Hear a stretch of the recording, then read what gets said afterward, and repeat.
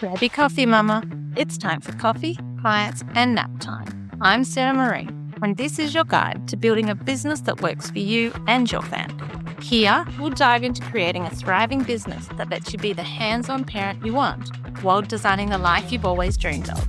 So if you're ready to balance business success with family life and make it all work in a way that feels right for you, then let's dive in. Hey mama, and welcome back to Coffee, Clients and Nap Time. I'm Sarah Marie, and we are now officially in 2026, so Happy New Year. Now, if you listened to my last episode of 2025, you would have heard me talk about the fire horse energy that's coming this year. All that passion, momentum, bold action, and turning vision into reality. And I want to say something really important about that, because there's this narrative floating around in the online business world at the moment that might be making you feel like you're already behind. You might know the one. It's all new year, new you. Hit the ground running. First quarter sets the tone for the whole year. If you're not launching, planning, mapping out your entire 2026 strategy in the first week of January, well, you're wasting precious momentum. Yuck. Here's what I really want to tell you though. That firehorse energy doesn't mean frantic energy. Momentum doesn't require rushing. And you don't have to sprint to be serious about your business. So today I'm going to take a moment and just talk about why I'm not rushing in January and why you might not want to either.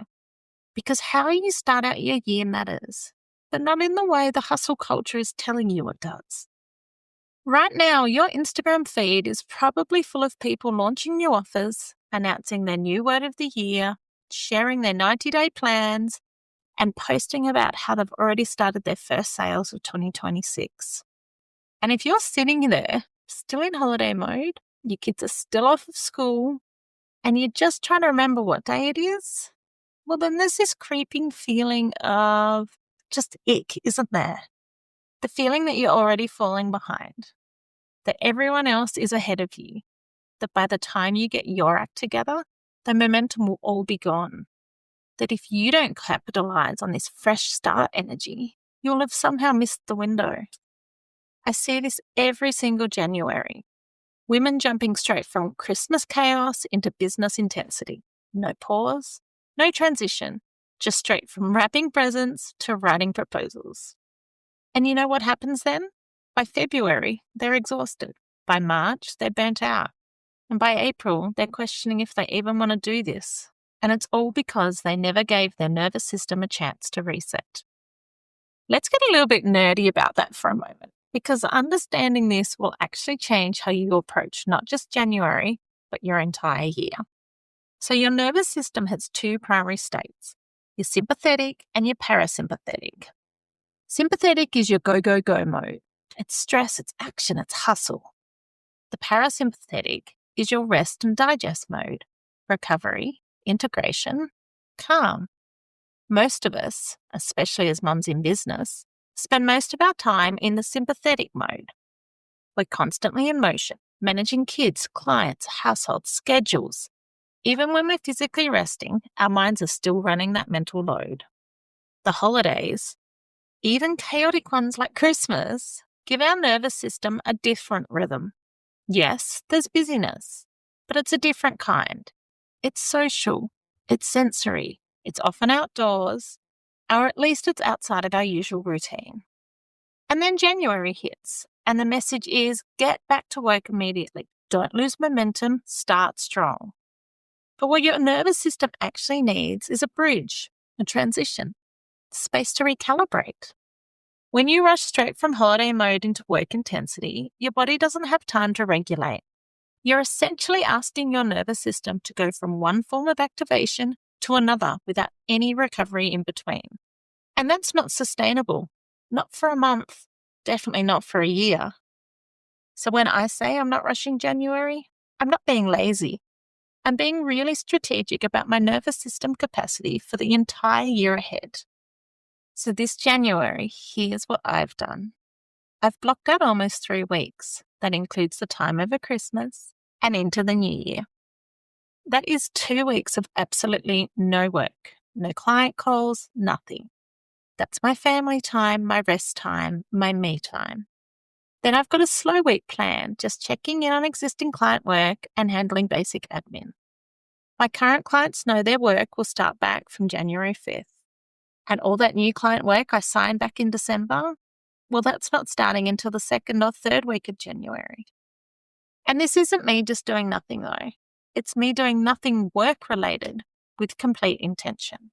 There's a big difference between intentional rest and just collapsing in exhaustion. One is restorative, the other is recovery from burnout. In past years, I've tried to get ahead by sneaking work time into my family's holiday time. I would work while the kids watched a movie. I'd answer emails on my phone while we were out. And you know what happened? I started the year already depleted. I never gave myself the spaciousness to really think strategically about what I wanted the year ahead to look like. I just reacted to whatever was in front of me.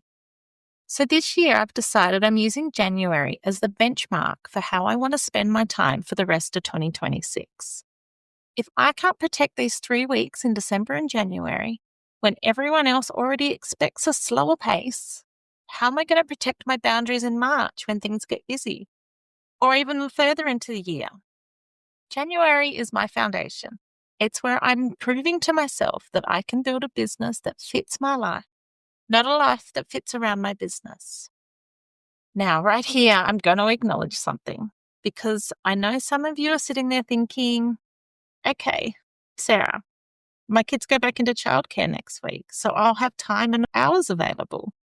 Shouldn't I use them? And then that guilt sits there, doesn't it?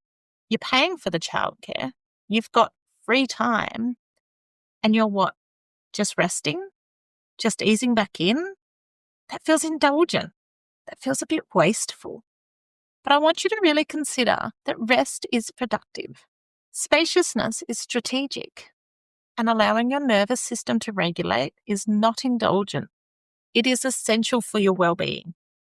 And you know what's actually wasteful? Burning yourself out in January and then spending the next 3 months trying to recover. Or starting your year in depletion and wondering why you can't find your momentum. If you do have care for your kids and you have hours available, you get to choose how you use them. Maybe that is working. Maybe it's planning. Maybe it's literally just sitting with a coffee and staring at the wall while your nervous system remembers what calm actually feels like. All of those are valid, and they are also very valuable. The guilt you're feeling isn't about wasting time, though. It's about permission. And you don't need anyone's permission to pace yourself. Not mine, not the online business gurus, not anyone else's. Now let's come back to that fire horse energy we're all so excited for in 2026. In my last episode, I talked about how this year is going to be about bold action, turning vision into reality, galloping towards what you've already been preparing for. And that's all true. But just in case I didn't say it clearly enough in the last episode, energy doesn't mean urgency. A horse doesn't sprint constantly. Even racehorses have warm-up periods. They pace themselves. They know when to conserve energy and when to unleash it. Firehorse energy is about passion and momentum, yes, but sustainable momentum, intentional action, strategic movement. Rushing into January isn't brave, it's reactive, taking time to reset, to recalibrate, to establish your foundation. That's the real courage. Because when you move from a place of rest rather than depletion, your actions have more power. Your decisions are clearer. Your energy is renewable instead of borrowed from your future self. So if you're worried that slowing down in January means you're not embracing the firehorse energy, I want to flip that for you. The most powerful thing you can do right now is prove to yourself that you have energy without urgency, momentum without franticness, and purpose without pressure. Which brings up a belief I really want to challenge with you today. And that's the idea that slowing down means you're not serious about your business. That if you really cared, you'd be grinding. That if you really wanted it, you'd sacrifice.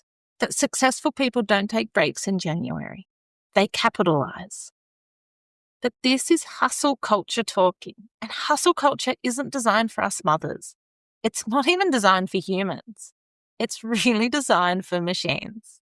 And you are not a machine. Your business is not a machine. And the most sustainable, profitable, fulfilling businesses are not built by people who sprint themselves into the ground every January.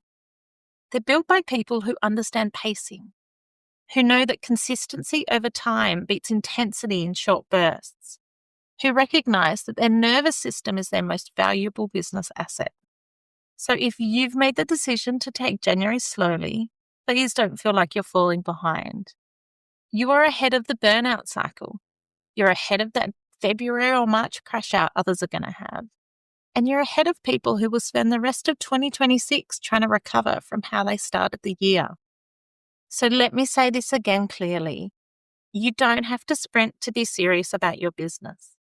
You don't have to rush to be ready. And you don't have to sacrifice your well-being to prove your commitment. So if this energy gave you some relief and made you believe that you can do January the way that you want, I want to hear about it. Send me a DM at BalanceBizMama on Instagram and tell me, how are you pacing yourself this January? And if you want ongoing support with building a business that doesn't require you to burn out to be successful, I would love for you to come join us in the Balanced Biz Mama Circle.